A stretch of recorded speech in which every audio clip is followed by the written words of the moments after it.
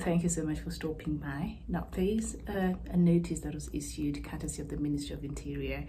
Let me just read through it. I have it with me here. It's titled Notice to NGOs on Realignment of Donor Aid. It is dated 8th of September 2023. And it says, following our review of the operations of non-governmental organizations, NGOs, and public benefits organizations, PBOs, registered in Kenya, the government has noted with concern the prevailing misalignment of international donor and management systems. This model, thirdly, leans more towards meeting the interests of donor countries than supporting Kenya's national development agenda and priority needs. This is not only ineffective, but also impairs the ownership of development plans for Kenya as the host country. Further, it has the potential of weakening our capacity to accurately monitor and manage donor aid management in the best interest of our national security.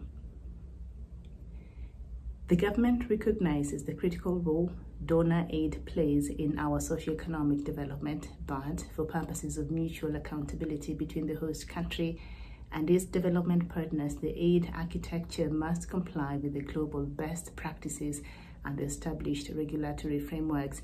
In light of the above, the government has formally written a notice to all NGOs and PBOs in the country to comply with this requirement and align their operations with Kenya's development priorities as captured in the bottom-up economic transformation agenda, abbreviated as BETTER. This will guarantee greater partnership and synergies among different parties working in the aid industry to ensure that donor aid is not only producing better impacts for Kenya, but also benefits local communities. Our prime focus is on optimizing the value of all projects and programs funded through international aid to ensure they complement our development plan outlined in BETTER. That is the economic model for Kenya Kwanza. Now, finally, the government is progressively heightening its capacity for surveillance against illicit financial flows as one of the strategic interventions to disrupt criminal and terror financing activities. Signed, Dr. Raymond Omolo, PhD, Principal Secretary, Internal Security and National Administration. So now a couple of things I've been able to pick from this communication, and there are quite a number of issues that we could debate and talk about for a long time, but I've been able to pick four, so I'll try to be as brief as I can possibly can. And I think the first concern that the government of Kenya has is the idea that this aid usually is aligned towards the donor state's priority and not necessarily according to the priorities we have here in the country in terms of what we need in our developmental agenda. Now, there's something called foreign policy and national interest. A lot of this donor or aid, these big organizations, a lot of times they're supported by the donor countries. And that is because these NGOs sometimes, not always, but sometimes play a very huge role in terms of a government or being an extension of a foreign policy of a country. And so they use aid as a means of diplomacy. It's called economic diplomacy. So they use this as an extension of their diplomacy to try to continue working on their relationship with this country, but most importantly, to meet their own goals and interests as far as their foreign policy is concerned. So that is something that we must realize. They just don't wake up and decide we are going to allocate this amount of money to the Kenyan health sector, or this NGO is going to be involved in A, B, C, D because they feel like, these poor Africans, they need us so much, and because we care, let's just help them. It does not work like that. This aid that you receive and this economic diplomacy that we see being used in terms of the developmental agenda, especially in the developing countries, it is part of economic diplomacy and a form of soft power. We have different types of powers. We have, soft power, hard power, and the third one is a mixture of both hard and soft. So economic diplomacy is part of a soft power and of course other forms of diplomacy. So, but at the end of the day, this will end up serving the interest of the donor country. So while they craft these policies and they put these things in place, they really don't have us in mind like that. Like they care so much and they want to help us, maybe for a few countries, but usually it serves the bigger picture of what the donor country wants to achieve as far as their foreign policy is concerned in this regard. And so the end justifies the means, and economic diplomacy has been one of the ways that has been so effective when it comes to just fostering relations or having these countries just have their way and have their say in countries, because they will not commit these large amounts of money and you will not and you not pay attention to some of the things they want. Okay, so usually it is an exchange, and we've seen how that has been working with the certain agendas that these foreign countries are pushing. But because they've given you so much aid, sometimes it becomes very difficult for a country to say no. So you are sort of nicely forced to accept, even when you might not, whatever it is, might not be agreeing with your value system or who you are as a country or your priorities for that reason. And so to now the government ask these donors and NGOs through their NGOs to align themselves with Kenya's developmental agenda, I think that is going to be a tall order, because the bottom line is these countries will only support things and causes, and not always, but a lot of times, that serve their foreign policy and serve their interest, because at the end of the day there is a goal and there's a target that they must meet, and they will do it. And economic diplomacy is just one of the ways they get to not only foster diplomacy but also attain their foreign policy. So will that change now? Not so much. So it will be interesting to see how the government of Kenya will deal with that moving forward. The next issue that I think came up has to do with national security. In the second paragraph of this communication, okay, let me see, not the second, the third, just down there, it says, further, it has the potential of weakening our capacity to accurately monitor and manage donor aid management in the best interest of our national security. You know, this is what you call securitization of issues. And the minute you throw in national security, the conversation changes. The minute the government looks at something from the lens of national security, it has a bigger impact. And how the government now plans to pay attention to this matter tells you that it's not going to be business as usual. You know, that's what happens. And securitization of issues has been used sometimes to stiffen some freedoms. There are times when the government has legitimate concern over some of the activities, and as we have seen, so the government of Kenya, by the way, being concerned about its national security in regards to the operations of some of these organizations in this country is not really foreign, because we know there has been these interest groups that have been used to cause regime changes in some countries. And so the government highlighting this issue is not really far-fetched. And so what this means now, how the government will deal with these NGOs and their compliance to these demands that is now putting forth, I think is going to be different moving forward, because we know security, national security, as we know it in the traditional security, is of great importance. National security comes before anything else. National security comes before anything else. And so when the government has thrown in the issue to do with national security, that has changed the whole conversation. And it will be interesting to see how the government will deal with this matter now moving forward. Was it necessary for the government to securitize this matter? I don't know, but we know that There are some countries where these NGOs and these external organizations that operate in different countries have been used to effect regime changes or to destabilize a country. So is that the concern that Kenya government has?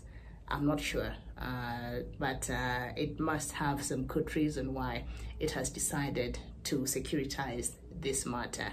Maybe with time we'll get to know it. But what I'm saying is, once there is a securitization of an issue, then it's not business as usual. So I'll be watching out to see how this will play out as regards to that.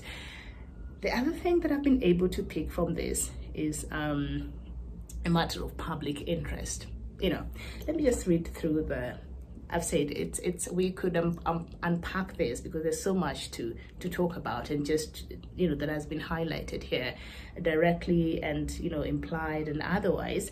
So towards the end of this communication, this will guarantee greater partnership and synergies among different parties working in the aid industry to ensure that donor aid is not only producing better impacts for Kenya, but also benefits local communities. Our prime focus is on optimizing the value of all these projects and programs. So you can see the government is bringing the aspect of communities and also asking these these organizations to align their operations with the Kenya Kwanza development agenda. There's something we call public diplomacy, and this means a foreign government of another country tries to influence the society of another country using things like aid and things like that. A lot of times they are in direct contact with the community, with the grassroots, where their activities usually take place. So essentially, with time, as has been a few cases around the world, they gain trust from the community. It's called community diplomacy. So you realize that they gain a lot of trust from the communities within which they operate. And at the end of the day, because there are areas, even in this country, where people there have never felt the services of the government. And we know the work of the NGOs is to supplement and complement the work of the government. So there are in communities, especially in the interiors, and some other areas like the slums and whatnot, where the government can not really offer the basic services properly, so the NGOs come in. And so they are so much in tune and so much in touch with the community that they gain the trust of these communities. So before you know it, maybe if it's an NGO which has a different agenda, might start speaking to the ears of these people and say, hey, you see, this government is not even doing enough here. So we have to come here and ensure that you have the toilets, you have water, you have schools, and you have what. And they start making you question the legitimacy of this government. And so they, in some cases, I'm not saying this could be why the government is writing this best, but in some cases out, around the world, this level of this public diplomacy has been used to highlight the ineptness of a government, okay? And just the underbelly and how the government cannot perform and cannot deliver to its people. And in some cases, they are known to have helped cause a revolt against the government. I'm not saying that is the reason why the government is highlighting the importance of aligning the agenda of the government and the activities of these NGOs and the bringing in of communities. But these NGOs, some of them are very powerful in areas that they operate, and so they have the trust of these people because of how much they've been able to do and change their lives. So if they tell them this regime is not serving you, this government does not have your interest at heart, it will not be difficult for them to take up arms and revolt. What is happening now in northern part of Mozambique, Cabo Delgado, they have a local Al-Shabaab there, and this part of Mozambique is one of the richest in terms of natural resources, but they've not been benefiting. Instead, you have these multilateral companies coming up there, setting shops like Total Oil and other companies, and the people don't get to benefit. So at the end of the day, you only need a few elements in there to tell them, hey, see what the government is doing, and before you know it, young people there felt disfranchised, and it was easy to speak to them and for them to start fighting. That is just part of the factors that has contributed to the conflict in northern part of Mozambique. Of course, there are other factors that, you know, we're not discussing that today, but I'm just saying it is the feeling of they have been neglected, and so they only need somebody to come and retaliate that narrative, and so it's easy for them to rise against the government. So I don't know if that is the government's concern. I'm not saying it is, but I picked that from this communication. The last one is the issue, I think, that has really caused a lot of debate on this matter, and that is the requirement that the NGOs must now align their activities with the bottom-up economic transformation agenda. Others are saying the government now wants to coerce, manage, and have influence on NGOs. And, you know, a lot of times we want to assume that NGOs are neutral. That means that they will have a cordial working relationship with the current regime, and then once it's done and another government comes in, they will have the same. So they should not be aligned to something like this. That is just one part of the debate, but the other part is saying, yes, since they're here and they want to help, it will only be fair if they support the things that we consider as priority in this country. So depending on which side of the fence you were, I don't know. But I think there is an aspect of maybe coercion, I don't know, some Kenyans, you know, were raising, you know, but if the government wants development partners, I think there is a diplomatic way to go about it. You know, there is a diplomatic way to go about it, and to insist that NGOs must align with the, you know, bottom-up economic agenda. I don't know if it is the right move by the government. The government could have a conversation with these NGOs, especially these, you know, big ones that run a good amount of developmental agenda in the country, and just have a conversation with them and say, hey, we appreciate what you're doing in this country, but, you know, if you could just align with ABC and help us in ABC. I think there's a diplomatic way of going about it. And some NGOs also might be afraid that the government might want to take credit on some of the things that they've been able to achieve now. If they partner together with the government at the end of the day would want to take credit of some of these things. And so I don't know if it was the right move from the government's part to insist. It can seek for help from development partners, but to insist that they must work within the frameworks of the government's agenda, I don't think it is the NGO's responsibility to accomplish the promises that our leaders made, and they keep making. Okay, a section of Kenyans are feeling that way, that if you promised, then you must deliver, and they should deliver. And if you keep making more promises, then you must find ways that you will deliver.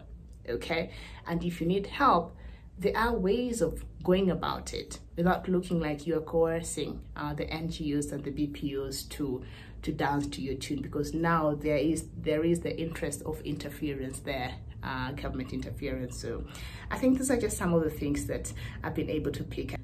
I could be wrong in my supposition, and so it will be interesting to hear what Kenyans have to say. But this debate has been raging in social media since the release of this communication by the Principal Secretary, Internal Security and National Administrations. I don't know what your thoughts are. Should the NGOs and PBOs be forced to align with the government's development agenda?